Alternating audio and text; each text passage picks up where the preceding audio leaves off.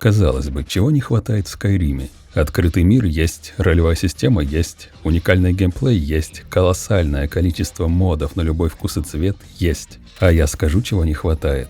Возможности посоревноваться с живыми людьми. И мне справедливо возразят: дружок, ты ошибся дверью. Соревнования дальше по коридору, в онлайн-играх, в шутерах, стратегиях, ММО-РПГ, шахматах и так далее. Skyrim — одиночная игра? Я на это отвечу просто.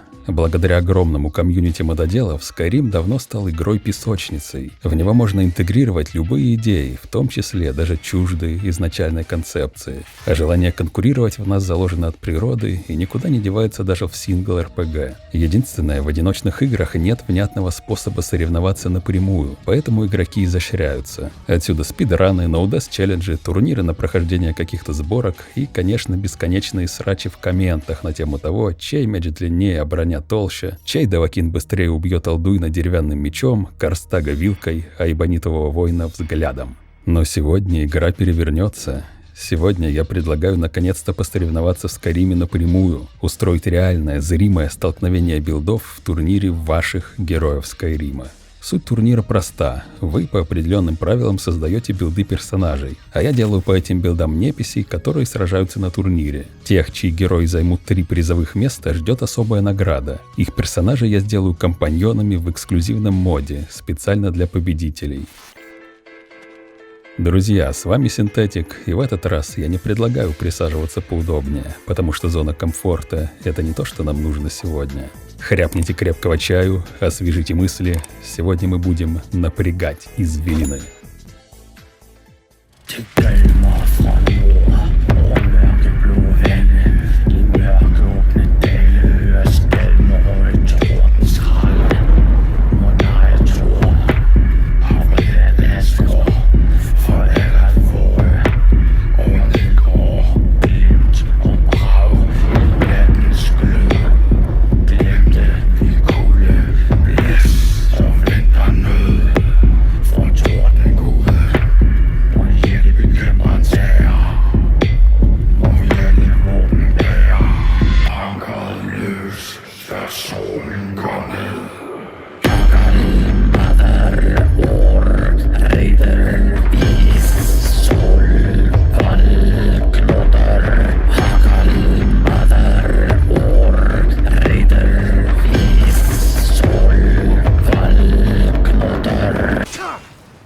Не повезло, бедолаге.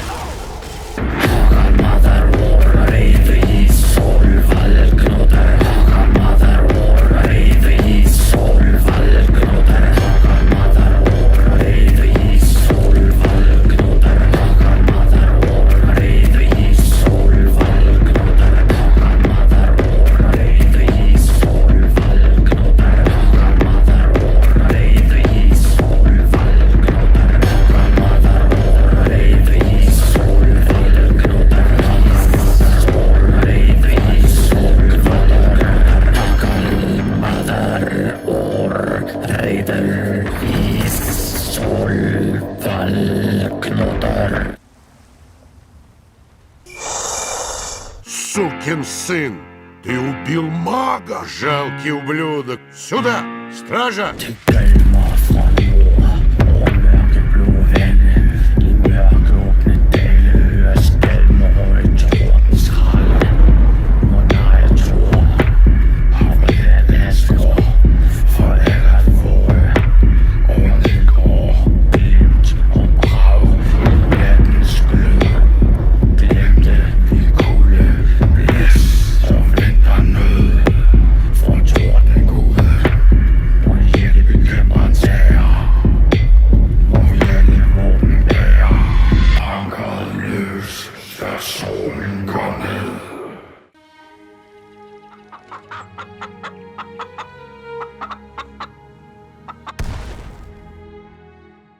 Дай крови попробовать.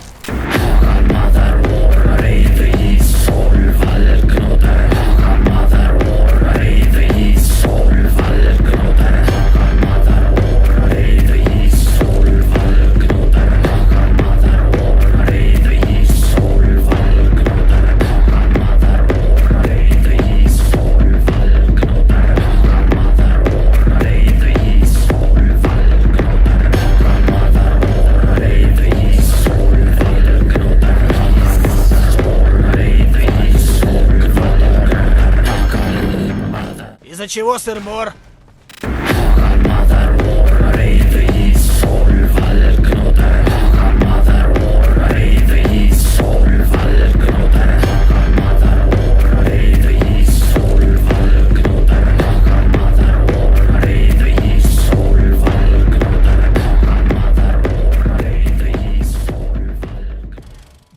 Сперва кратко изложу структуру мероприятия. Нас ожидает турнир на 32 участника. Вы изучаете правила, составляете билды, заполняете анкету. По анкетам, которые пройдут отбор на турнир, я в игровом редакторе делаю NPC. Эти NPC будут драться на турнире за вас, используя ваши билды. При помощи рандомайзера я один раз случайным образом разбиваю участников на пары, и эти пары формируют турнирную сетку. Турнир проводится по системе Double Elimination, то есть проигравший участник не выбывает, а попадает в нижнюю сетку, а турнир покидает только после 2 поражений. В боях я провожу по 3 раунда, ближе к финалу количество раундов возрастает до 5. По завершению турнира будет 2 ивента. Первый – бой за титул великого чемпиона. Он будет проходить между чемпионом первого сезона, который изменит билд в соответствии с обновленными правилами, и чемпионом нынешнего сезона. Второй ивент – стенка на стенку, где золото и серебро турнира по очереди выбирают в команды бойцов, и мы устраиваем массовое сражение всех героев турнира. За время подготовки этого турнира, которое по разным обстоятельствам растянулось на годы, я провел колоссальную работу по усовершенствованию неписей. Герои турнира будут делать то, на что в ваниле способен только игрок. Это и заклинания школы иллюзий, и множество мастерских спелов, некоторые уникальные перки, зачарования, способности, крики. У них будет оптимизирован боевой стиль, увеличен шанс нанесения силовых ударов, будет регенерация здоровья. Они будут пить не только зелья лечения и маны, но и выносливости, будут призывать по 2 суммона за раз, использовать некромантию и многое другое, о чем вы узнаете из сегодняшнего видео. Но прежде чем мы перейдем непосредственно к анкете и правилам, я хочу выразить признательность людям, без которых турнир был бы невозможен. Во-первых, это Фантом, он же Тесфан, автор оригинального турнира Давакинов, по мотивам которого я и снимаю турнир героев Скайрима. Всю историю о том, как я участвовал в турнире Давакинов и как пришел к идее сделать турнир по мотивам, я уже рассказывал в первом выпуске первого сезона, повторяться не вижу смысла. Ссылку на Фантома вы найдете в описании. У него на канале много годного контента по Скайриму. Турниры, эксперименты, машинимы, лорный айсберг и многое другое. Также рекомендую ознакомиться с каналом Драгатус. Это, можно сказать, отец-основатель формата боев NPC по билдам подписчиков, который еще 13 лет назад проводил бои NPC по билдам участников форума по TES4 Oblivion. Во-вторых, благодарю Лекса Квазиса. Лекса написал ряд критически важных для турнира скриптов и помог решить ряд других проблем. Ссылка на канал Лекса в описании. У Лекса вы найдете уникальный, не имеющий аналогов обучающий контент по игровому редактору Creation Kit, глобальный мод истинно фэнтезийный Skyrim, грехоразборы, обзоры, авторскую музыку. В-третьих, это Метрадис, автор сборки SLMP-GR, на которой я снимаю турнир. Это сборка на легендарное издание Скайрима, но, на мой взгляд, понятие «сборка» не особо применимо к труду Метрадиса. Это не просто солянка из модов, это титаническая авторская работа, комбинация прекрасной графики, невероятной производительности и стабильной работы без вылетов не только самой игры, но и прилагающихся к ней программ для моддинга. В описании вы найдете ссылку на сайт, где можно скачать сборку SLMP и другие работы автора. И, наконец, в-четвертых, это бета-тестеры, участники первого закрытого сезона турнира героев Скайрима. Вклад каждого из них в развитие турнира, конечно, отличается, и тем не менее без каждого из них не состоялся бы первый сезон турнира, а без некоторых не состоялся бы и второй. Я не буду здесь в подробностях рассказывать, кто из бета-тестеров что конкретно сделал для турнира, на это бы ушло целое видео. Да и сами они люди скромные и всегда были против того, чтобы я воздавал им почести в видосах. Так что просто скажу,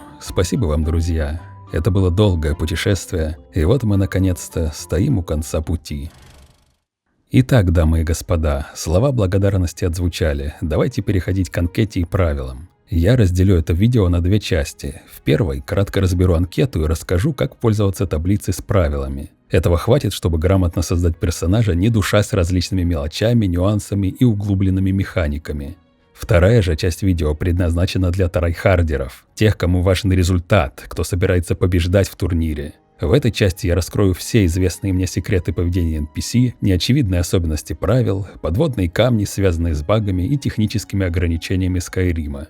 Также во второй части я раскрою логику каких-то особенностей правил, нерфов и бафов, ну и куда без этого поною о том, как непросто было делать этот турнир и с какими вызовами я сталкивался по пути. По ссылке в описании ты попадешь на Google таблицу с правилами. Внизу таблицы навигация по листам. На первый взгляд таблица может показаться громоздкой и непонятной, но поверь мне, собрать анкету по этой таблице будет гораздо быстрее и удобнее, чем лазить по подозрительным сайтам в поисках айдишников брони, оружия, перков и прочего. Все, что разрешено на турнире, собрано здесь. Тебе остается только выбрать нужные для билда элементы. В этом видео мы подробно разберем каждый лист и для наглядности вместе заполним выставочную анкету персонажа.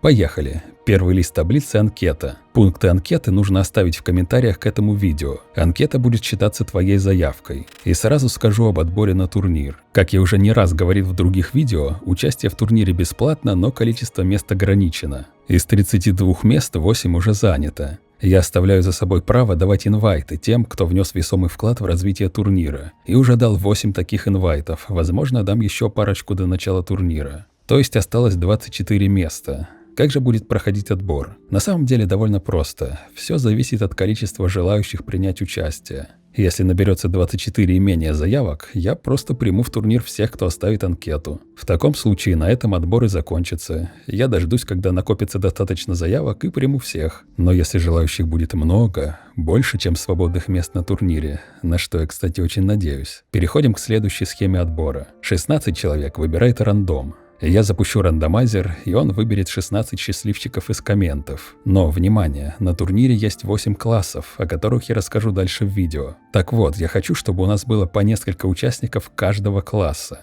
Поэтому, если будет позволять количество заявок, я буду выбирать рандомайзером не абсолютно случайные заявки, а по 2 рандомные заявки на каждый класс. То есть, когда, к примеру, выпадет 2 заявки класса воин, я закрываю набор для участников этого класса, и следующие выпавшие воины в пролете. Дальше рандом выбирает участников остальных классов.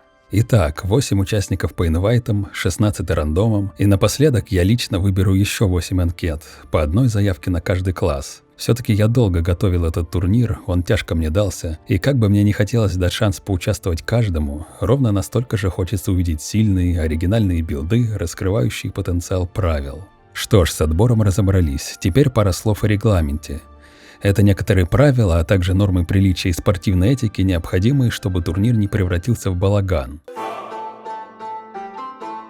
Регламент обязателен для всех, вне зависимости от заслуг перед турниром и моих личных симпатий. За нарушение регламента можно отлететь в бан на любом этапе турнира. Прежде всего, один человек может подать только одну заявку, это важно.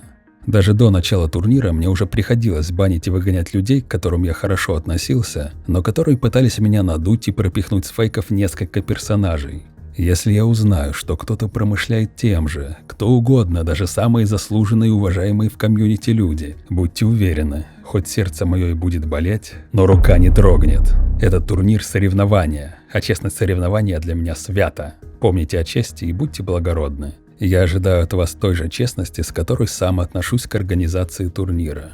Далее, заявки принимаются только от подписчиков, так что если хочешь участвовать, придется подписаться на канал. И подать заявку можно только с аккаунта, созданного до 2024 года. Это такая мини-мера против фейков. Разумеется, нельзя оскорблять других участников и меня. Если ты с чем-то не согласен или тебе что-то не нравится, излагай критику корректно. Запрещено разводить срачи на тему политики и религии. Запрещены попытки как-то повлиять на меня, чтобы я выбрал именно твоего персонажа. Пусть твой билд говорит за тебя, а то я знаю, сейчас начнутся заходы в личку. Выбери меня, я потел над анкетой 1000 лет. Выбери меня, а я задоначу тебе септимы, звонкие монеточки. Выбери меня, знаешь, мне уже недолго осталось. За такие фортели сразу в бан. Моментальная блокировка. Далее, после публикации видеобоев у каждого участника есть 2 дня на апелляцию. Я буду стараться собирать неписи точь-в-точь по билдам и проводить бои максимально честно.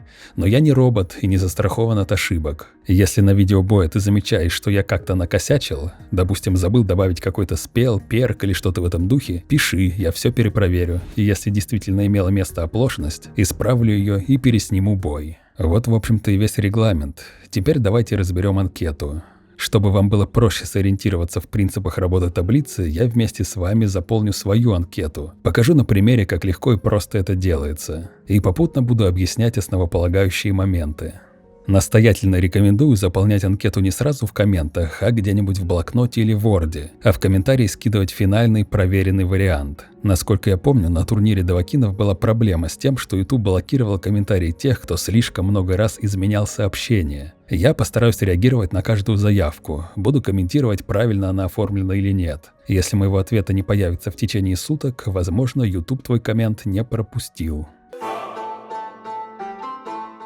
Первым пунктом анкеты идет имя. Это имя героя не ваше, однако я буду указывать имя персонажа и никнейм его создателя. Заявки необходимо оставлять в комментариях на YouTube. И именно никнейм на YouTube я буду вписывать как имя автора персонажа. К именам и никнеймам нет почти никаких требований, кроме самых базовых. Они не должны содержать нецензурных и оскорбительных составляющих, не должны делать отсылки на политику и религию и как-либо разжигать ненависть и вражду. Это касается и имени персонажа, и никнейма автора. Также имя и никнейм не должны вводить в заблуждение. То есть вы не можете притворяться какими-то ютуберами или иными известными личностями. Вы не можете назваться Мистер Кэт, и вы не можете назвать своего персонажа Мистер Кэт, если вы, собственно, не Мистер Кэт. Но можно делать мемные отсылки на известных личностей, если они не связаны с политикой и религией. Идеальный пример – аргонянин, идущий к реке из первого сезона. Есть известный мем «Идущий к реке». Автор персонажа сделал отсылку на этот мем, но изменил имя так, чтобы оно соответствовало морфологии имен аргонян в Скайриме. Так делать можно. Еще раз закрепим.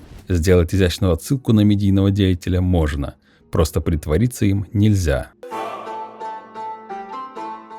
Второй пункт – это раса. В табличке слева мы видим расу, а справа ограничения, которые призваны не дать возможности получить все и сразу. Так, расы с самыми полезными врожденными резистами, данмеры, норды и бретонцы, получили запрет на самые полезные пассивки – благословение камней лорда и Атранаха. Кстати, по поводу камня Атранаха. Обязательно посетите самую последнюю страницу таблицы, страницу нерфов. Пассивка Атранаха была понерфлена, так как это самая сильная и потому дисбалансная пассивка в игре. Вообще, какой бы элемент вы ни выбрали для билда, обязательно проверяйте, не был ли он занерфлен. Идем дальше.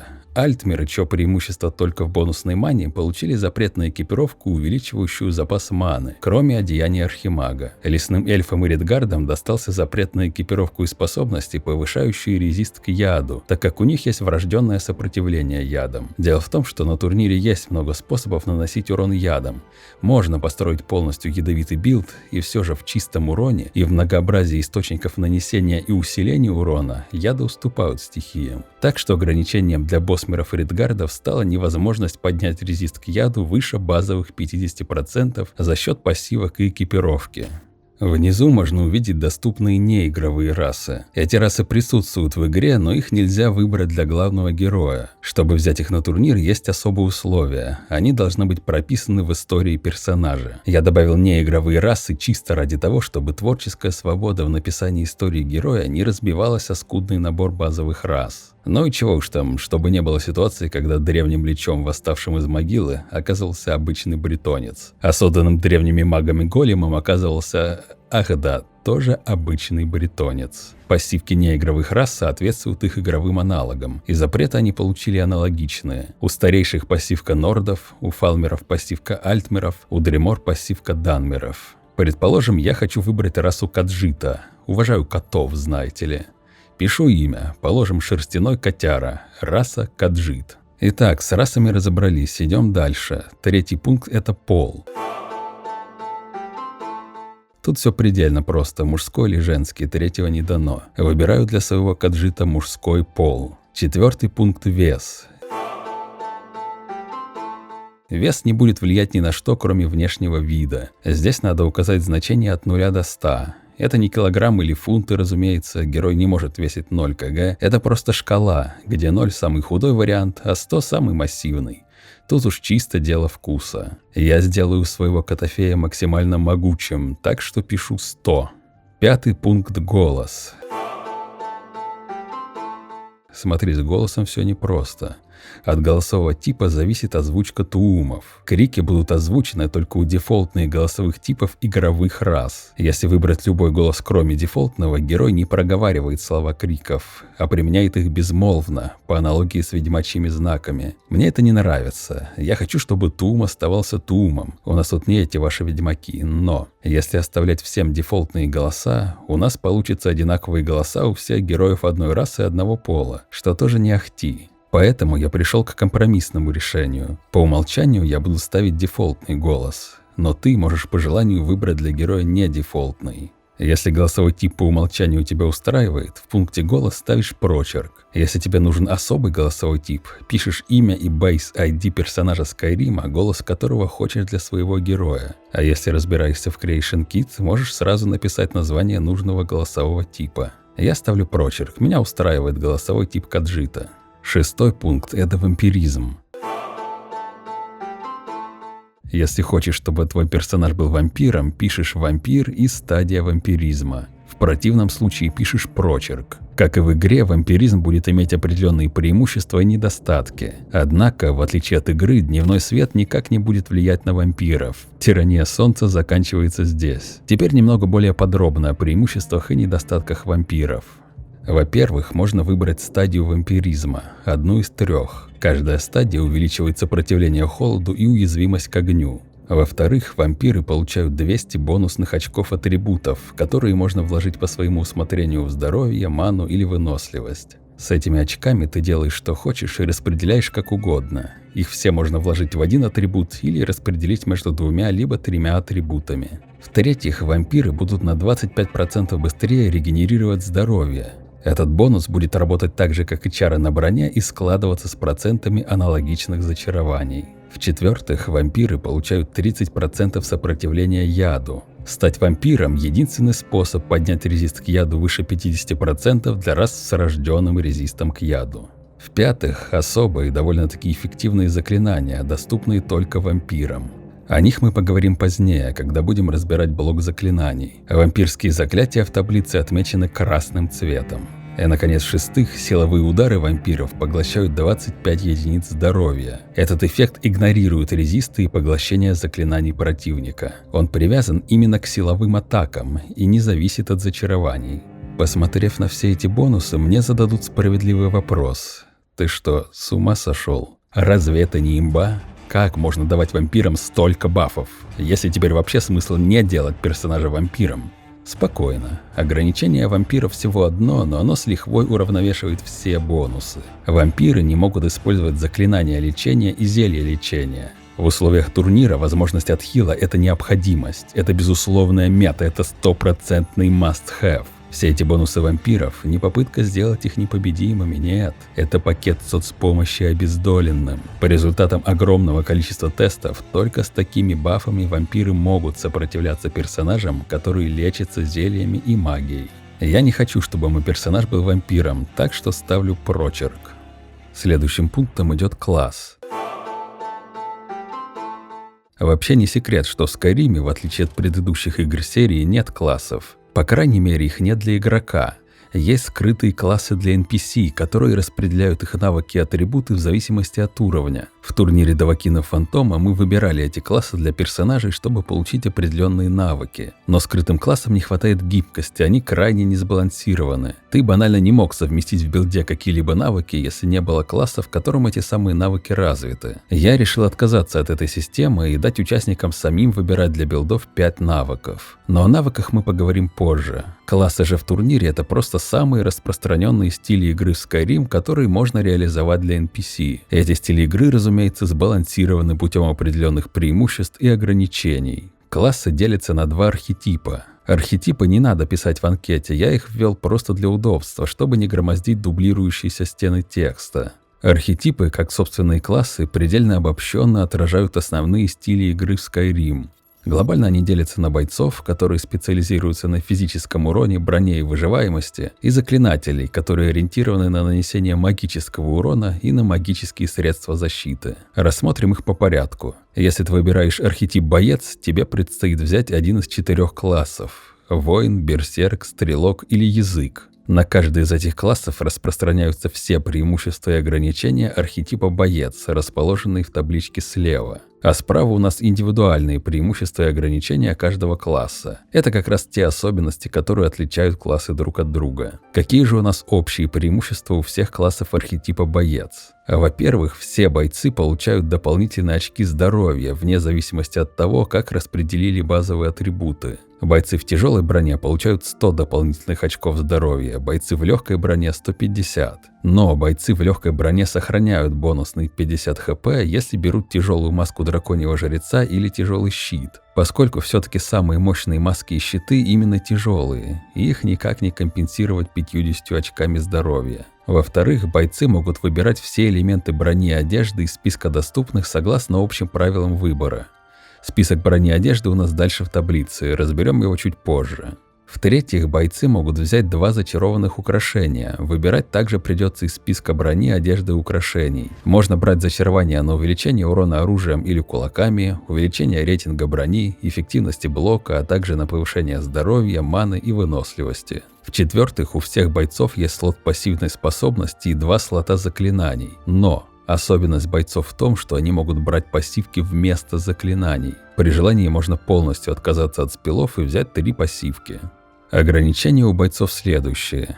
Во-первых, нельзя брать посохи и свитки в слоты оружия. Во-вторых, запрещены все заклинания, кроме заклинаний плащей, магической брони и призванного оружия. В-третьих, магические навыки бойцов не могут быть выше 50, соответственно, недоступны и магические перки выше этого уровня. И в-четвертых, нельзя брать оба украшения на увеличение урона оружия одного типа.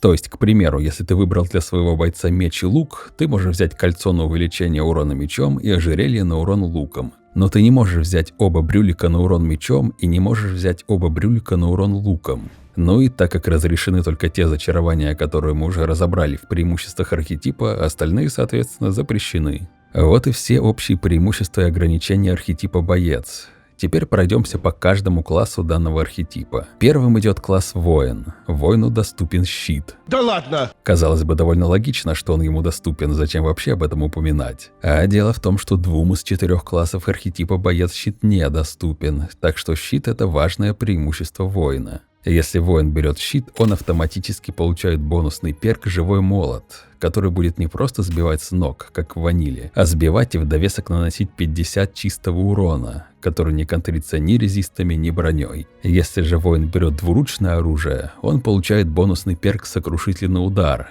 который увеличивает урон от силовых атак стоя на 25%. Особое ограничение класса только в том, что ему недоступно заклинание «Вихревой плащ». Второй класс – Берсерк. Его преимущество в боевом стиле, что позволяет держать оружие в каждой руке. Также он может взять 3-е оружие. Но Берсерк не может брать щит и любой другой тип вооружения, кроме одноручного. Так что взять лук с вспомогательным оружием не выйдет. 3-й слот чисто под запасную одноручку. Берсерку тоже запрещен вихревой плащ. 3-й класс – Стрелок. Преимущество стрелка в том, что он, в отличие от остальных бойцов, имеет право брать заклинания призыва существ или поднятия нежити. Но только адептового уровня, так как его магические навыки не могут быть выше 50, как и у остальных бойцов. Стрелки, как и берсерки, ограничены в выборе вооружения. Они могут брать только луки и арбалеты. Последний класс архетипа боец – это язык. Его преимущество в том, что он может брать 2 крика. Как и воин, язык может брать щит, но уже не получает никаких бонусных перков. Более того, язык может выбрать только 4 перка, на 1 меньше, чем другие классы. Также у языка нет навыка развитого на 100. Он должен выбрать 3 навыка эксперта и 2 навыка адепта. Может показаться, что язык задушен нерфами, но не торопитесь. Когда мы доберемся до разбора криков, вы поймете, что эти ограничения никак не дискриминируют языка, а лишь балансируют его. Итак, с классами архетипа боец разобрались. Переходим в нижнюю часть листа к архетипу заклинатель. Заклинатели получают 200 бонусной маны вне зависимости от того, как распределили базовые атрибуты. Заклинатель может выбрать по 2 заклинания каждой школы магии, в которой имеет навыки. Заклинатель может выбрать одну пассивную способность. Только одну. Менять заклинания на пассивки как бойцам нельзя. Слот оружия у заклинателя 1, но можно выбрать любое оружие, включая посох или набор свитков. Также можно вместо оружия взять щит. Заклинатель может сражаться мечом и щитом только в том случае, если возьмет щит вместо оружия и возьмет заклинание «Призванный меч» школы колдовства. Заклинатель может выбрать любую одежду, обруч, маску драконьего жреца, бронированные перчатки и сапоги из списка доступных согласно общим правилам выбора. Шлем и кирасу можно выбирать только классу боевой маг. Остальным заклинателям шлем и кирасу брать нельзя. Если заклинатель не хочет брать оружие, он может взять вместо него одно дополнительное 3-е заклинание любой школы, но только одно заклинание. Можно выбрать любое кольцо и ожерелье с любыми чарами, кроме увеличения физического урона. В случае, если заклинатель не надевает никаких элементов брони, кроме щита, он получает дополнительный перк «Магическая броня», который в 3 раза увеличивает его рейтинг магической брони. Ограничение заклинателей – запрет брать украшения на увеличение физического урона. Перейдем к классам архетипа заклинатель. Первым идет класс маг, и у него нет специфических преимуществ. Это буквально воплощение архетипа, гибкий класс, который может использовать все многообразие магических искусств. Индивидуальных ограничений у него тоже очень мало. Запрещен перк парные души, и боевые навыки не могут быть выше 50. Следующим идет класс стихийный маг.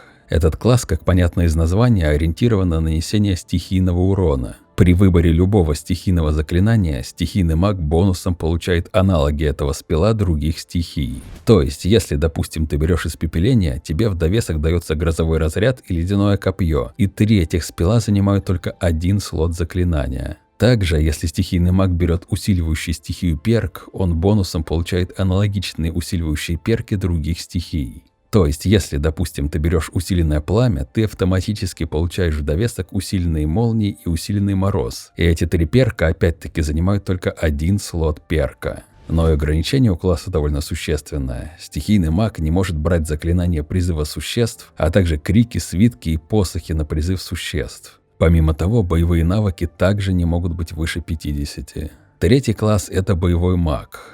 Это такой гибрид бойца и заклинателя. Единственный из заклинателей, кто может надеть кирасу и шлем. Его боевые навыки могут быть выше 50. Но у боевого мага есть ряд существенных ограничений. Его навык колдовства не может быть выше 50. Из заклинаний восстановления здоровья доступны только лечение и быстрое лечение. Также нет навыка развитого на 100. 3 навыка эксперта, 2 адепта. И последний класс архетипа заклинатель, да и вообще последний класс таблицы – это колдун. Колдун специализируется на призыве существ и поднятии нежити. Он единственный на турнире, кому доступен перк парные души. Более того, этот перк ему присвоен по умолчанию. Но перк не бонусный, он занимает слот, так что выбирать колдуну придется только 4 перка. Точно так же развитое на 100 колдовство по умолчанию занимает слот навыка мастера. Выбирать колдун может 2 навыка эксперта и 2 адепта. Колдун призывает или поднимает 2 существ сразу. Важный момент баланса. Будут призваны или подняты именно 2 существа одновременно. И пока оба они не будут убиты, колдун не призовет и не поднимет их снова. То есть конвейера суммонов не будет. Если колдун выбирает одно заклинание призыва, к примеру, призыв грозового Атронаха, он будет одновременно призывать 2 Атронахов с двойным расходом маны. Если же выбрано 2 заклинания, к примеру, призыв грозового Атронаха и лорда Дреморы, будут одновременно призываться соответственно Атронах и Дремора. Расход маны будет суммой расхода этих 2 спелов. Ограничения у колдуна следующие. Боевые навыки и навык разрушения не могут быть выше 50. Помимо того, запрещены такие полезные спелы, как вихревой плащ, паралич, высшее лечение. Колдун не может одновременно взять заклинание призыва и поднятия нежити. Он может быть или суммонером, или некромантом. Одно из 2. Ох, какой же класс выбрать? Аж глаза разбегаются. Пожалуй, остановлюсь на боевом маге.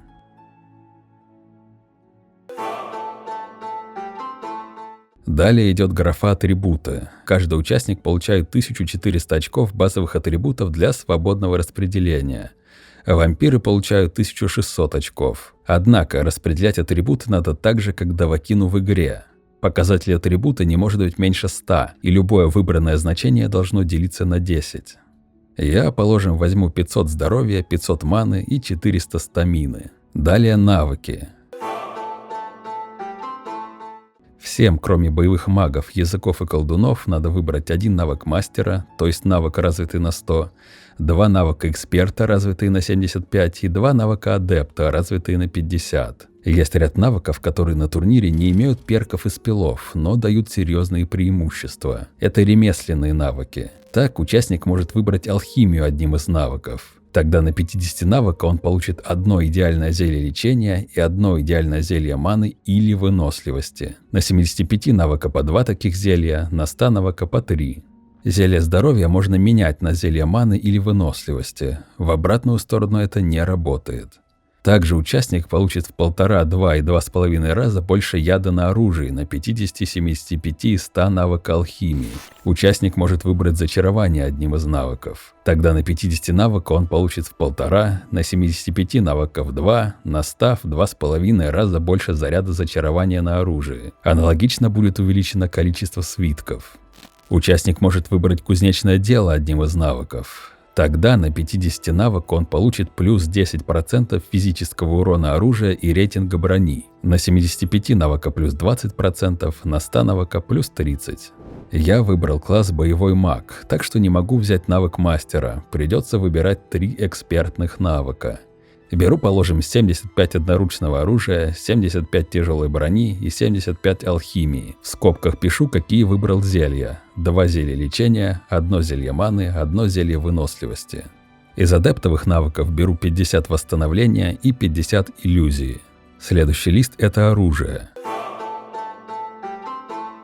Здесь вверху мы видим табличку незачарованного оружия. Оно разделено на 6 тиров, где первый тир – оружие с самым слабым уроном, железное, имперское и так далее. А 6-й тир – самое сильное оружие, драконье костяное и доэдрическое. Справа видим зачарования, которые можно выбрать для оружия соответствующего тира. Нельзя брать для оружия зачарования из других тиров. В целях баланса для вооружения с самым низким базовым уроном доступны самые мощные чары, а для самого мощного оружия можно взять только самые слабые зачарования. Но, подчеркиваю, оружие можно оставить и не зачарованным, к примеру, для крика элементная ярость. Внизу страницы табличка с уникальным зачарованным вооружением, посохами и наборами свитков. Комбинировать оружие можно как угодно. То есть, если ты, к примеру, выбрал класс Берсерк и хочешь взять 3 меча, можно все 3 взять из одного тира, а можно один, положим, первого тира, один 6-го и один из пула уников. У меня боевой маг, ему доступно только одно оружие, так что выбираю меч клинков из 3-го тира, а зачарование 7 урона ядом на 3 секунды. Дальше у нас броня, одежда и украшения. Выглядит эта страничка грозно, но разобраться в ней легко. Слева вся незачарованная экипировка, поделенная на 6 тиров, а тиры в свою очередь поделены на 2 группы. Справа зачарования, доступные для каждого тира. Отдельно указано зачарование для каждого элемента экипировки – перчаток, шлемов, сапог и так далее. Первая группа – это 3 первых тира брони с самыми низкими показателями защиты или вообще с нулевой защитой, если это одежда. Но для них, как и в случае с оружием, доступны самые мощные зачарования. Вторая группа – это тиры наиболее мощной брони, для которой, однако, доступны только самые слабые чары. Теперь внимание! Броню и одежду можно выбирать только из одной группы. На выбор есть либо 3 тира первой брони, либо 3 тира второй, смешивать нельзя. Я просто не хочу видеть на турнире нелепые комбинации меховой и доэдрической экипировки. Зачарования колец и амулетов одинаковые для обеих групп.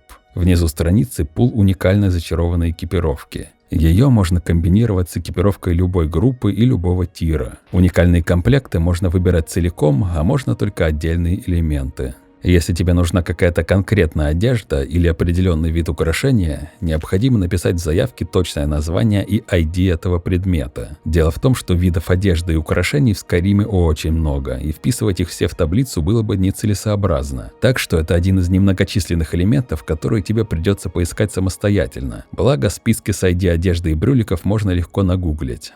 Так, выбираю экипировку. У меня боевой маг. Это архетип заклинатель, так что я не могу брать украшения на увеличение физического урона. Возьму кольцо на 100% регенерации маны и ожерелье на 70 здоровья. Броню, пожалуй, выберу из первой группы. Хочу себе капюшон храмового жреца. Это одежда, так что ищу его ID на Тесвики. Выбираю зачарование первого тира. Минус 25% расхода маны на восстановление. Далее хочу броню генерала Тулия. Это второй тир, так что выбираю зачарование на плюс 40% регенерации здоровья. Перчатки беру с третьего тира, фалмерски усиленные. Зачарование плюс 30% урона одноручным оружием. И напоследок беру древние нордские сапоги из первого тира с зачарованием на плюс 70 стамины.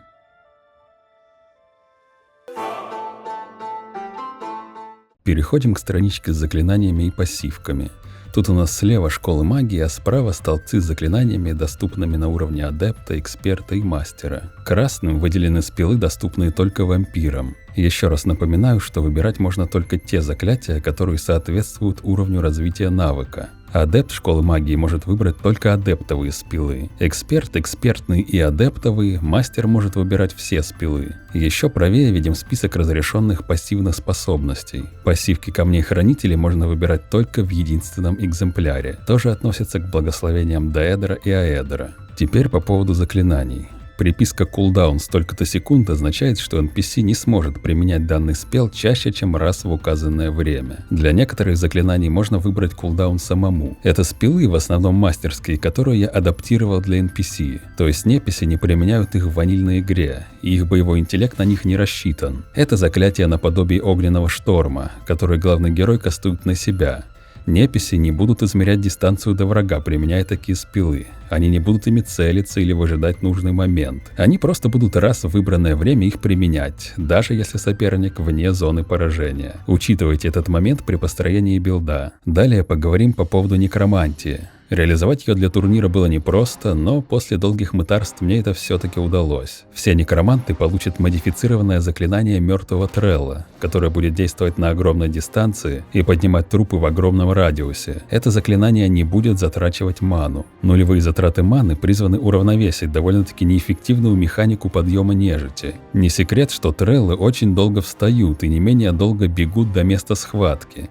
В этом не сильно уступают суммонам, которые появляются подле колдуна и сразу бросаются в бой. Некромант, который не тратит ману на подъем нежити, сможет сильнее вложиться в выживаемость, и тем компенсирует неуклюжесть треллов. От развития навыка будет зависеть сила нежити, которую я буду давать некромантам перед боем. Я сбалансировал треллов так, чтобы они соответствовали призывным аналогам. Вот они слева направо, омерзительная восьмерка мертвых треллов. Так, огненная волшебница – это аналог огненного Атронаха с похожими статами. Морозный варвар – аналог ледяного Атронаха с соразмерной эффективностью. Хрупкий скелет, скелет-лучник и скелет-маг – это аналоги питомца, костяного и туманного человека.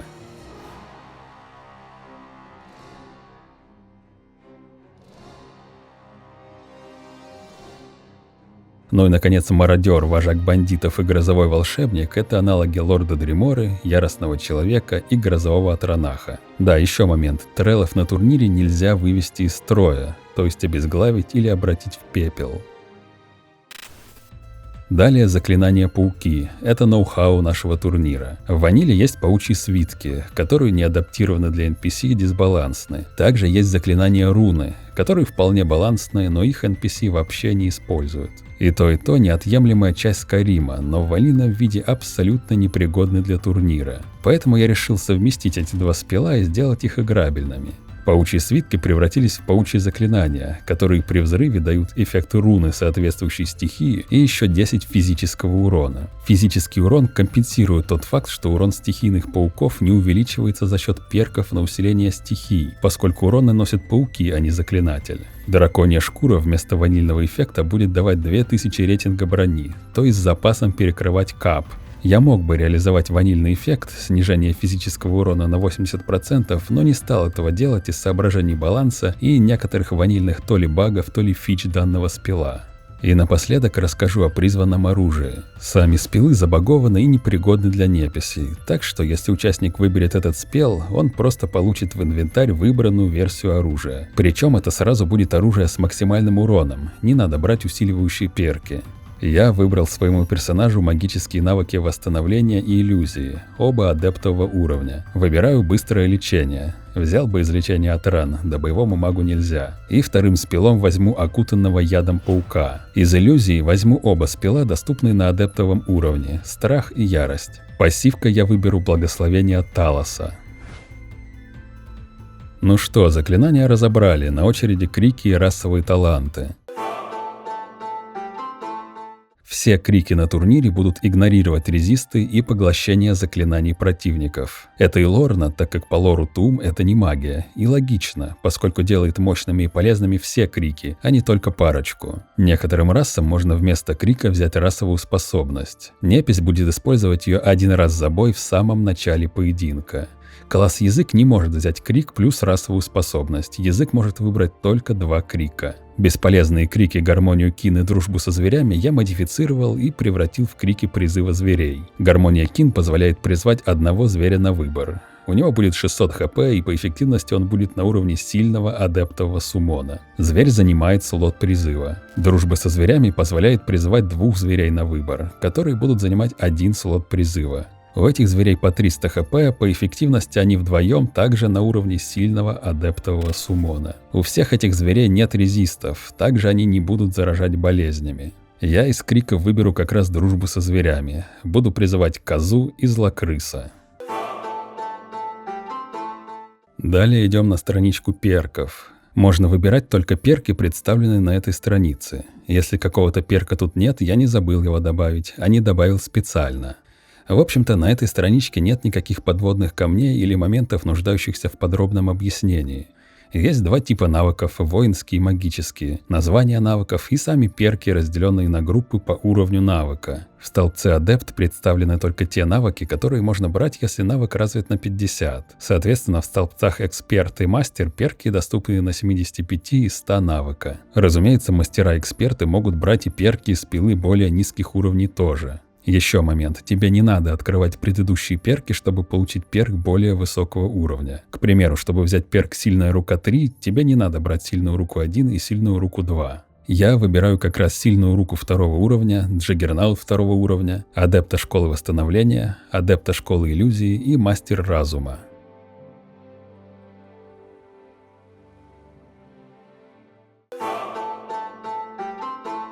К слову, мы добрались до последней странички нерфов и бафов.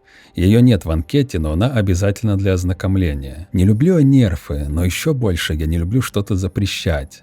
А некоторые спелы, пассивки и экипировка настолько сильны, что не оставляют альтернатив. Их или нерфить, или запрещать. Потому что в противном случае ты либо берешь в билд имбу, либо не берешь и проигрываешь тому, кто ее взял. К примеру, вихревой плащ в 1-м сезоне слишком часто срабатывал и по факту был сильнейшей защитной способностью против бойцов ближнего боя. Чтобы оставить его на турнире, я значительно снизил шанс срабатывания на 60%. Вихревой плащ все еще остается сильной защитной способностью, но оставляет довольно большие окна для нанесения серии ударов. Или тот же Канарик, который превратил Эммануэля, чемпиона 1-го сезона, в неубиваемое чудовище. В ванильном варианте Канарик абсолютная имба.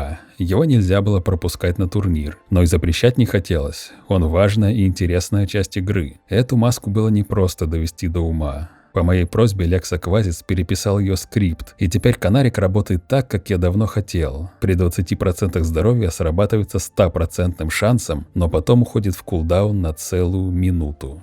Зачитывать все нерфы и бафы не имеет смысла, ты легко справишься с этим сам. Главное, обязательно сверься с этой страничкой после создания билда, чтобы не попасть в просак. Неловко выйдет, если какой-то элемент твоего билда окажется отнюдь не таким имбовым, как ты думал. Вот и все, анкета почти закончена. Остались только пункты персонализация и история. Это элементы ролплея, способ добавить персонажу индивидуальности. Эти пункты вообще можно оставить пустыми, если тебя не интересует внешность и история героя, а волнует только билд. Но если хочешь, можно указать здесь пожелания касательно внешности героя. В любом случае, с участниками, которые пройдут отбор, мы будем решать вопрос внешности в индивидуальном порядке. Есть опция прислать мне пресет меши и текстуры героя, и тогда я сделаю его точной копией твоего игрового персонажа с поправкой на визуальную часть сборки SLMP. Любому персонажу можно выбрать визуал призрака или духа. Это исключительно внешний вид, и он никак не отразится на характеристиках героя. Этот визуал необходимо обосновать в истории персонажа. Изменение визуала экипировки сильно ограничено. Можно только сделать шлем невидимым и поменять визуал маски драконьего жреца на визуал обруча. В турнире Давакинов можно было как угодно менять визуал, но это лишь приводило к путанице. То, что нищие тряпки просто визуал, быстро забывалось, и в итоге был диссонанс между внешним видом брони и ее эффективностью. Так что у нас на турнире такого не будет. Единственное, визуал не уникального тряпичного снаряжения можно менять на фракционные варианты ради лора персонажа. К примеру, странно будет, если талморский юстициар выйдет на бой в одеянии коллеги Винтерхолда. Так что вид одеяния можно будет заменить на визуал талморского сета, сохранив магические свойства. История персонажа также пишется по желанию. Обязательно она только для неигровых рас и персонажей с визуалом духа или призрака. Я не буду зачитывать истории, но опубликую их в соцсетях и, может быть, буду использовать в машинимах. А может и не буду, как пойдет. История должна быть лорной или просто укладываться в фэнтези-стилистику Скайрима. А то знаем, проходили. Если не установить рамки разумного, истории выходят уж больно... Любитель грязной игры, хитрости и кибербуллинга, Давагин думал, что попадет в Совенгард, но вспомнил, что перед этим сохранился и заюзал сохранение. Он здесь, чтобы простебать слабости будущих друзей и врагов, а может даже и взять главный приз и прославить родной Норильск. Уж больно шедевральными выходят истории. Слишком шедевральными для нашего скромного турнира. Помимо того, запрещено встраивать в лор вашего героя других персонажей турнира без согласия их авторов. Вспоминая турнир Давакинов, был там популярный персонаж Кисонер. И во втором сезоне чуть ли не половина истории была связана с ним. Один оказался другом детства, другой восторженным поклонником, третий заклятым врагом и так далее. Такая система может создать путаницу и не отвечать желаниям автора персонажа. Так что, если хотите строить свою историю чужого персонажа, спросите согласия автора. Там, допустим, ты не против, если мой персонаж будет внучатым племянником троюродной тетушки отца твоего персонажа и прибудет на турнир, чтобы отомстить ему за украденный в детстве сладкий рулет.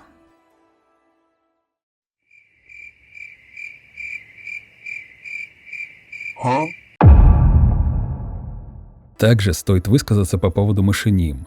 В отзывах на первый сезон турнира Героев Скайрима мне многие писали, что им понравились машинимы, которые я делал, чтобы разбавить наш суровый контент, завязанный на ультранасилии. Вероятно, я буду снимать машинимы и для второго сезона, но есть важный нюанс. Во втором сезоне будет слишком много участников, чтобы я смог озвучить их всех. Я банально не смогу на разный лад озвучить 32 героя. Так что, скорее всего, я начну активно встраивать героев в машинимы ближе к финалу, когда останется персонажей 8. А озвучка женских персонажей вообще под вопросом. Лично у меня нет подруг с приличным микрофоном и навыками озвучки. Технически можно генерировать женские голоса нейросетями, но нейросети вопрос скользкий и замороченный.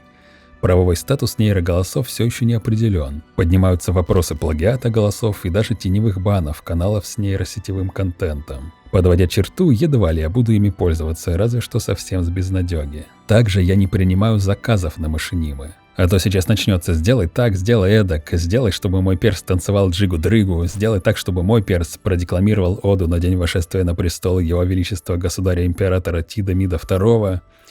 Я делаю машинимы исключительно по вдохновению. К примеру, в первом сезоне автор одного героя захотел сменить визуал одежды на вампирский сет, а на турнире присутствовала героиня с лором паладина, охотника на вампиров. Сама собой напросилась шутка про модника, который перекроил одежду в вампирском стиле и сильно пожалел об этом, столкнувшись с подозрениями праведного духа. Или другая ситуация. Участник взял сапоги на резист к огню, и за весь турнир его ни разу не атаковали этой стихией.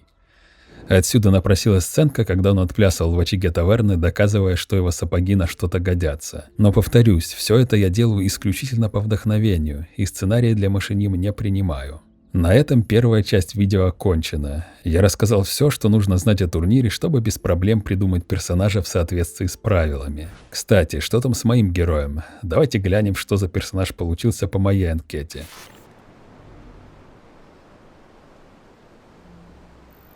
Нужно что-то? Безупречно. Идеальный герой. Тебе, конечно, едва ли удастся создать кого-то настолько же могущественного, но ты уж постарайся. Но мой герой готов. Можно выставить его на тренировочный бой против учебного босса.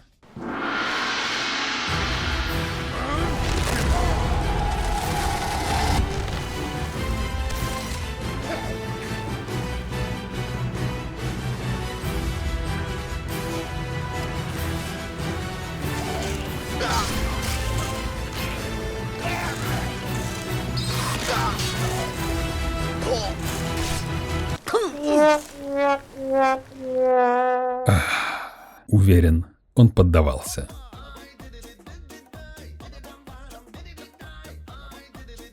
Что ж, все, что нужно знать новичку, мы разобрали. Переходим ко второй части для продвинутых давакинов. Но прежде маленькое объявление. Я завел Boosty, куда буду выкладывать какой-то контент, не предназначенный для основного канала. Я уже выложил туда первый видос в открытый доступ. Это один из незачтенных из-за багов раундов стенки на стенку первого сезона. А вообще, за время разработки турнира не раз приходили предложения отблагодарить меня финансово. Кто-то буквально врывался в движ с вопроса, куда и сколько заносить. Я неизменно отвечал на эти предложения отказом, но сейчас, оглядываясь на весь проделанный труд, подумал, а почему бы и нет? Сколько в конце концов можно уклоняться от денег, которыми в меня кидаются? Но тут важно прояснить пару моментов. Во-первых, я не голодаю, и мне точно не нужны финансы тех, кому и без меня есть куда потратить септимы. Я прекрасно осведомлен о ситуациях многих подписчиков. У кого-то ипотека, кто-то обживается в другой стране после переезда. Словом, я запрещаю донатить мне тем, у кого в наши непростые времена финансы поют романсы. Это во-первых. И во-вторых, поддержка на Boosty не будет влиять ни на что на турнире. Я не дам за нее инвайтов, я не буду помогать с билдами, я скорее удавлюсь, чем подсужу чему-нибудь персонажу, чтобы он незаслуженно победил. Для меня честность и спортивная этика на первом месте. Так что Boosty — это исключительно бескорыстная и безвозмездная поддержка канала. Освещу еще один момент. Несколько человек, независимо друг от друга, задавали мне вопросы следующего содержания. А можно ли делать имбовых персов? А не слишком ли имбовым получился билд? А пропущу ли я на турнир такую имбу? Мне эти вопросы кажутся странными, но я примерно понимаю, откуда у них растут ноги. Дело в том, что моего персонажа на турнире давакинов Фантом понерфил прямо во время турнира как раз таки по причине излишней имбовости. То есть персонаж был собран точно в соответствии с правилами, но после первого боя стало очевидно, что он слишком силен, поэтому Фантом урезал его возможности. На следующий бой перс вышел вообще без половины скиллов и закономерно отлетел. Я, если что, не в претензии. Прежде всего потому, что Фантом не делал этого исподволь. Он мне лично открыто объявил о том, что будет нерфить моего перса. И объявил об этом до съемки боя, то есть оставил пространство для нытья, споров и возражений. Но я не стал ни ныть, ни возражать. Это его турнир и его правила, и я понимаю логику подобных действий. Если с самого начала ясно, кто победит, турнир теряет интригу, остроту, а значит и зрительский интерес. Но, хотя логика мне и понятна, у меня совершенно другой подход. Мне плевать на интригу. Я никого не буду нерфить по ходу турика, будь он хоть трижды имбой. Такие мувы лишают турнир спортивного смысла. Более того, выявить самый сильный билд – это и есть главная цель нашего с вами мероприятия. Так что спокойно ваяйте ваших нагибаторов, их имбовости ничто не угрожает. Главное, чтобы они были собраны по правилам. Ну а если считаешь, что победитель очевиден, ставь на него септимы, можешь нехило разжиться. Итак, дамы и господа, во-первых, расскажу о том, на какой версии игры будет проходить турнир. Я снимаю бои на сборке SLMP легендарного издания Skyrim. В сборке я отключил почти все моды, влияющие на геймплей. Остались только неофициальный патч и плагин Armor Rating Rescaled. Неофициальный патч — это всеобъемлющее исправление багов ванильного Скайрима. Зачитать весь список исправлений патча решительно невозможно, ибо счет идет на тысячи. Просто приведу парочку примеров фиксов самых популярных и ходовых абузов. Исправлен баг с перком Некромаг, который повышал урон заклинаний вампиров, перком Наука Страха, который повышал урон от огня, криком Смертный Приговор, который каждую секунду снижал броню противника. Исправлен баг с поглощением заклинаний, которое работало не только на вражеские, но и на твои собственные спилы. Баг с вихревым плащом, который отменял заклинание призыва, и еще очень-очень-очень много багов. Так что, если имеешь виды на какой-то абуз, обязательно проверь, не был ли он пофикшен неофициальным патчем. Плагин Armor Rating Rescaled меняет формулу рейтинга брони. Он отключает скрытый рейтинг брони, так что на турнире кап брони 667. Также плагин делает линейным прирост эффективного здоровья от брони, как было в Моровинде, как есть в ESO. В ваниле же увеличение брони от 0 до 300 дает незначительный прирост эффективного здоровья, а от 300 до капа дает колоссальный прирост. Простыми словами, нищая бронька с минимальными показателями защиты станет куда эффективнее. Турнир находится под протекцией Хермеуса Мора, так что у всех участников по умолчанию есть способность интуиция соратника. То есть их спилы и атаки не наносят урона их призванным существам, подконтрольной нежити и союзникам.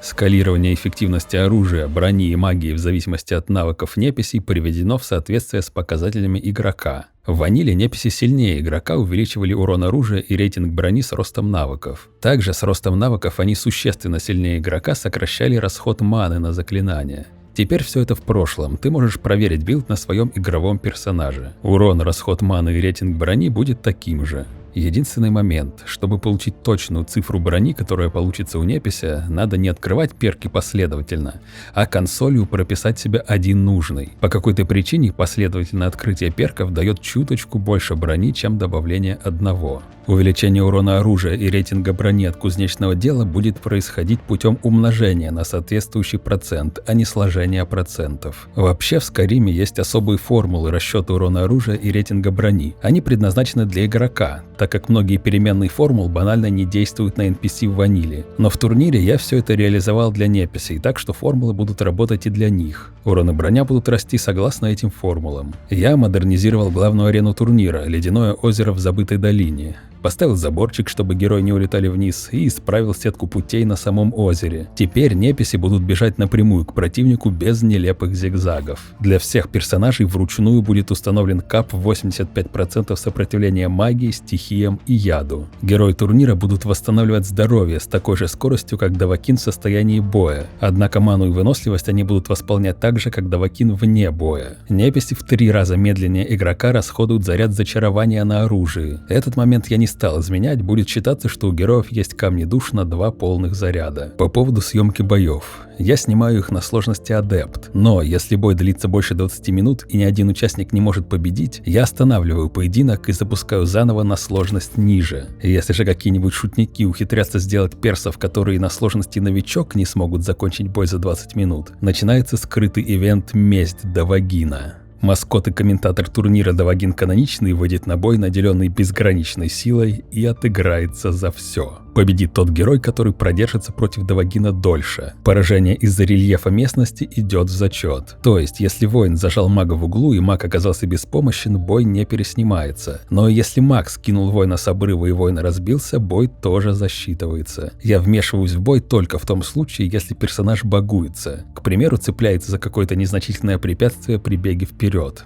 Участники могут менять билды своих персонажей, но только по принципу упрощения. То есть вы можете отказываться от каких-то спилов, перков, предметов экипировки и прочих элементов билда, но увеличивать или менять арсенал нельзя. Из этого правила есть единственное исключение. Если окажется, что по турнирной сетке происходит реванш уже сражавшихся ранее героев, оба участника получают право внести одно и только одно изменение в билд. Это может быть что угодно. Можно поменять одно оружие, один элемент брони, один спел, перк или крик, либо перераспределить атрибуты. Но в последующих боях это изменение откатывается. Изменение же по принципу упрощения можно откатывать, а можно оставлять хоть до конца турнира. К примеру, в моем билде есть 2 спела иллюзии – страх и ярость, которые NPC не используют одновременно. Согласно принципу упрощения, я могу выбрать для одного боя страх, а для другого ярость. Теперь пройдемся по поведению NPC. Герои турнира будут спринтовать. В первом сезоне персонажи не использовали спринт, это был баг сборки. Только в последней серии я сумел таки вручную прописать расам анимации спринта. Но начиная с версии 4.0 в сборке SLMP все неписи спринтуют. Так вот, это был я. Я наныл Митрадису, автору сборки, об этой проблеме, и он нашел файл во ФНИСе, который блокировал спринт. Однако существует проблема того, что герои с атакующими криками не спринтуют. Это хорошо можно было увидеть на примере идущего к реке в стенка на стенку первого сезона. Эту проблему не удалось пофиксить. Поэтому герои ближнего боя, которым нужен спринт, но они по каким-то причинам не спринтуют, получат общее увеличение скорости передвижения на 20%. Также воины, которые не спринтуют, не используют перк «Живой молот». Этот бонусный перк будет бесполезен для воинов с атакующими криками. Далее, у всех неписей всех рас, кроме манекенов, разблокированы обычные и силовые удары в спринте. Они наносят на 10% больше урона. Силовые удары в спринте двуручниками неписи не используют только обычные. Силовые удары одноручкой наносят, но очень редко. Для всех участников увеличен общий шанс нанесения силовых ударов. В ваниле он 20%, я поднял до 50%, чтобы поднять значимость стамины. Шанс нанесения ударов каждого типа теперь одинаковый, но неписи обычно бьют тем или иным способом в зависимости от динамики боя. Если стоят на месте, чаще будут бить силовухи стоя, если двигаются вперед, прямые силовухи и так далее. Также я разработал особый боевой стиль для бойцов ближнего боя, максимально ориентированные на агрессию и нанесение урона. Они будут гораздо чаще и активнее атаковать, а лечиться начнут только когда их здоровье опустится до критических отметок. Но если у персонажа не хватает выживаемости, с таким боевым стилем его могут банально ваншотнуть до того, как он успеет отхилиться. И это будет значить, что я навосянил с боевым стилем. В таком случае я буду возвращать герою ванильную боевку и переснимать бой. Если же персонажа ваншотают до отхила и с ванильным боевым стилем, это значит, что навосянили уже вы, не дав герою живучести. И такие бои я не переснимаю. Бои, где запускается анимация добивания, и герой не успевает отхилиться из-за нее, я не переснимаю. У магов, скорее всего, будут ванильные стили. Магам необходим высокий порог здоровья для начала лечения, так как они в целом потоньше, и их могут подловить без магической брони. Неписи очень плохо попадают по упавшим врагам. Это ванильный баг, который мне не удалось исправить. Непись зачастую атакует то место, откуда враг отлетел, а не то, куда приземлился. В ваниле NPC не пьют зелья выносливости. У нас на турнире будут пить. Лекса Квазис специально для турнира написал скрипт, исправляющий эту ванильную недоработку. У зелий стамины не было визуального эффекта. Я покопался в файлах игры и добавил такой вот зелененький эффект, похожий на эффекты зелий лечения и маны. Теперь по поводу оружия. Урон ядом будет работать как зачарование, ибо невозможно сделать так, чтобы неписи смазывали оружие ядом. В отличие от других зачарований, расход ядовитого заряда не будет уменьшаться с ростом навыка разрушения. Свитки паралича неписи изредка могут использовать чаще, чем раз в 30 секунд по неясным причинам. Я не буду переснимать бой, если этот баг проявится, так как свитков ограниченное количество, маги плохо попадают по парализованным противникам, а длительность паралича контрится резистом к магии. Неписи не используют посохи, если у них собран нулевой расход маны на атакующие спилы. Причем все посохи, не только атакующие. Посохи призыва и контроля тоже в пролете. Я исправил клинок Bloodskal, который не работал в руках NPC. Герои турнира будут запускать волны силовыми атаками. Однако вампиры, скорее всего, не будут запускать волны силовухами с движениями в бок и назад. Броня, одежда и украшения. На неписях не работали зачарования на увеличение физического урона, эффективности блока, сокращение расхода маны на заклинания и повышение регенерации здоровья. Я это исправил, на турнирных неписях все эти чары будут работать так же, как на игроке. Скрипт взрыва щупалец Одеяния Мирака был написан довольно криво и был предназначен только для игрока. Я с нуля написал новый скрипт Одеяния Мирака, полностью адаптированный для NPC. И теперь на героях оно будет работать как на игроке, то есть давать взрыв щупалец. Переходим к блоку заклинаний. Существовал ванильный баг, из-за которого неписи предпочитали молнию другим стихиям, невзирая на резисты противника.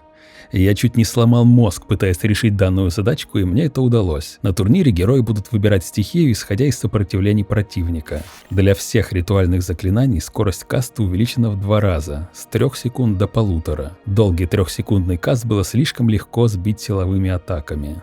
Вампирские заклинания на поглощение атрибутов не поглощали атрибуты, а просто наносили им урон. Я это пофиксил, теперь спилы будут именно передавать вампиру здоровье, ману и стамину врага. Вампирские спилы контрятся сопротивлением магии. Заклинание призыва гончей смерти будет призывать стандартную гончую смерти без изменений. Призыв горгульи будет призывать стандартную горгулью, но у нее будет 300 хп, а не 240. Убран глобальный кулдаун в 30 секунд на призыв существ и поднятие нежити. Теперь, если у заклинания заклинателя есть мана, он будет стараться призвать или поднять существ сразу, как только их убьют. Однако увеличен до 10 секунд кулдаун смены цели атаки. То есть, после того, как герой убьет суммонов и колдун сразу же призовет новых, герой еще 10 секунд будет игнорировать существ и атаковать только колдуна. Заклинание мертвого трелла для колдунов кастуется с 2 рук 1,5 секунды, для остальных с 1 руки 1 секунду. Эффект перка дезинтеграция не будет обращать трелла в пепел, но будет наносить им урон. Каждый некромант сможет поднимать только своих треллов, чужих подрезать не выйдет. Это нужно и для поединков некромантов, и для ивента стенка на стенку, ибо когда колдун пытается поднять треллов сверх лимита призыва, игра багуется и вылетает. Далее существует ванильный баг, не пофикшенный нигде и по сей день. Если NPC убить под эффектом паралича или в состоянии невесомости, при поднятии он зависнет.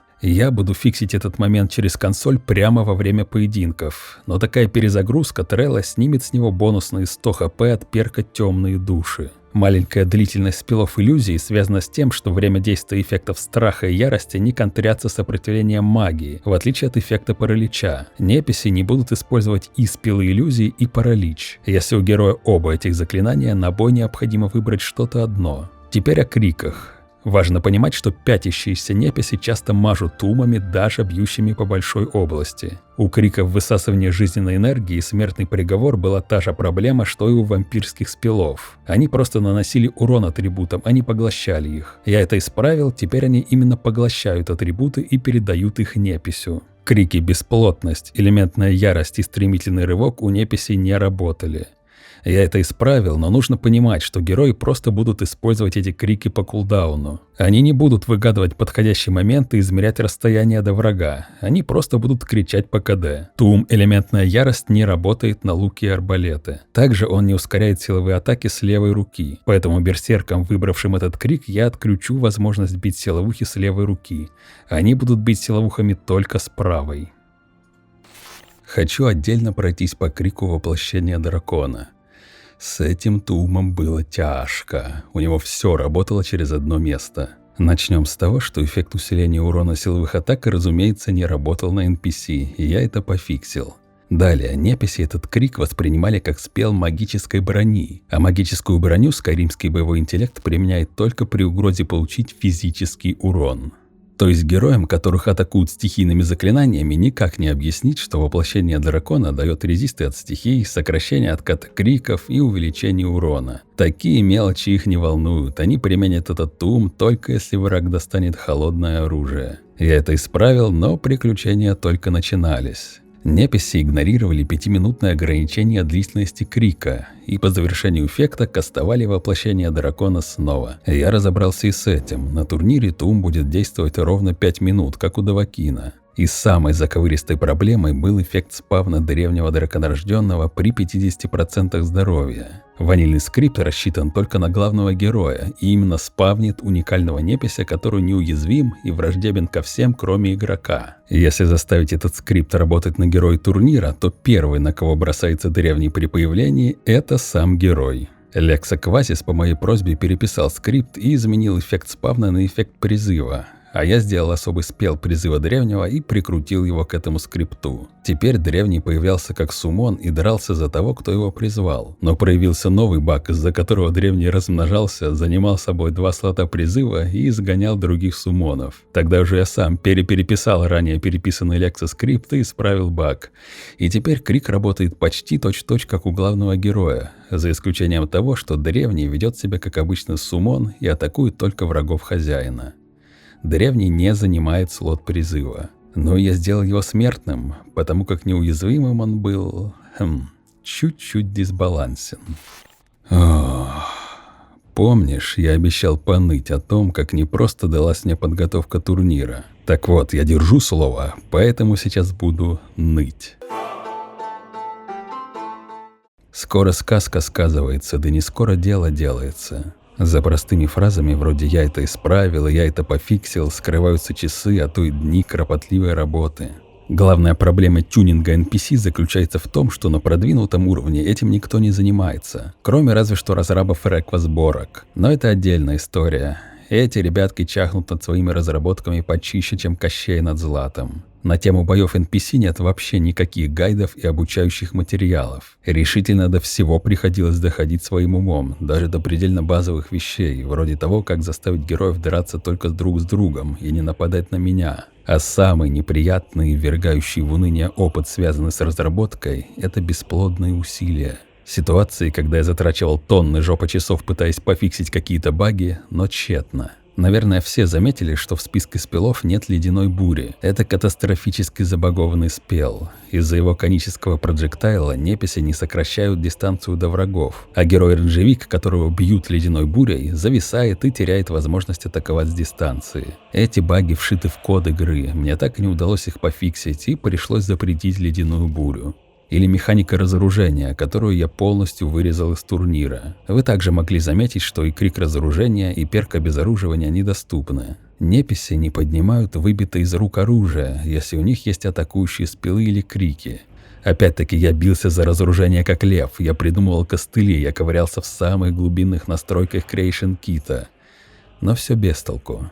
Словом, делать этот турнир было непросто и из-за технических трудностей, и из-за личных жизненных проблем. Когда я брался за турнир, рассчитывал закончить его за пару недель, максимум за месяц. Но чем больше мы расширяем горизонты познания, тем больше неизведанного открывается за горизонтами. И воистину прав был царь Соломон, когда говорил, что умножающий знания умножает печаль. Сколько кануло, сколько схлынуло, и вот мы здесь. И я закончил ныть. Через какие бы тернии не пришлось продираться на пути, а путь пройден. Турнир готов.